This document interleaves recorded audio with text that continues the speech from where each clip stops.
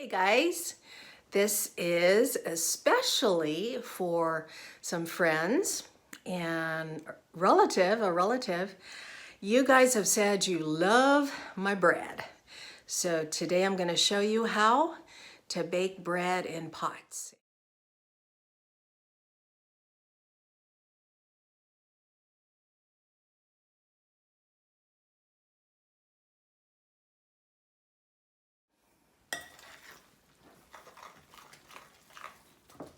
Two and a half hours.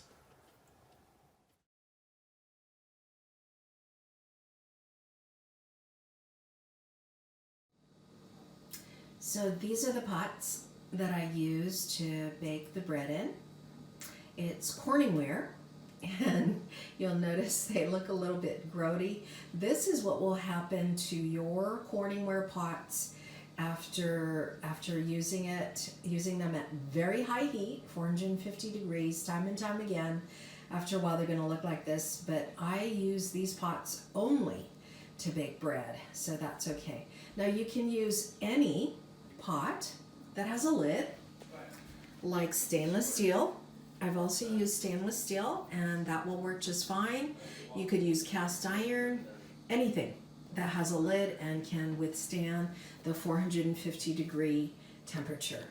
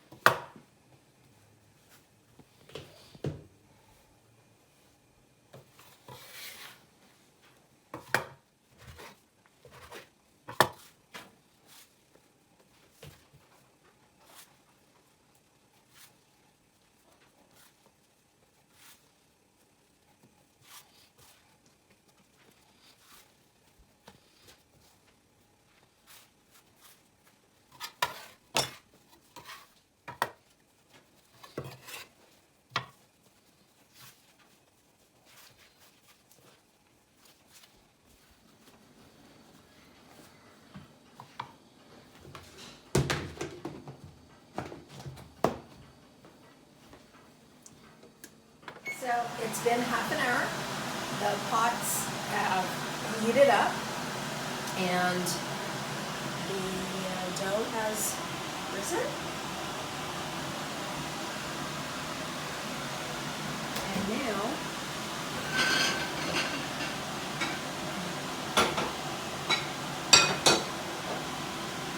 we're just going to throw, whatever you do, don't touch the pots. They're really, really hot. So I was showing how earlier you don't have to have this tool. You can use a knife, although this works a lot better. And just throw that in.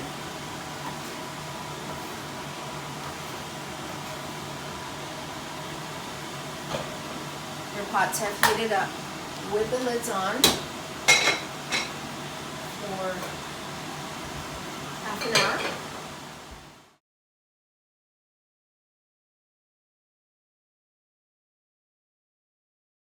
So the bread has been baking for half an hour with the lids on, and now we're going to take them out. Can you see them? There they are. And now we're going to bake them with the lids off for another 17 minutes.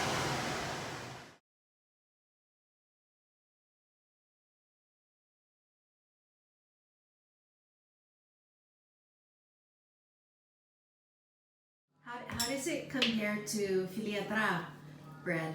Filiatra bread? Oh, it's better. Oops. Honey's dripping everywhere. Okay, let me taste it.